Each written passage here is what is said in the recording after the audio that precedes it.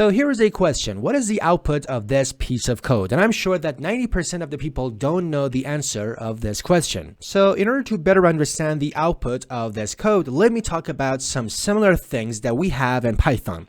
For example, if you type something like this, list, and you don't pass anything to it, it is going to create an empty list. Or for example, if you type something like this, you're going to have an empty tuple.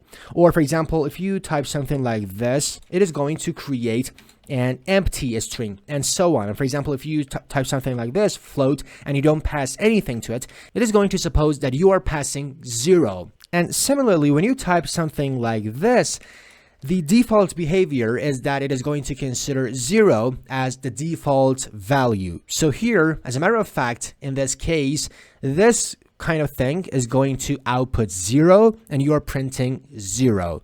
So now let's delete all of these stuff, and now if I run the code, you can see the output is 0. And here are 2 videos which I suggest you to watch as well, and don't forget to subscribe for more videos like this.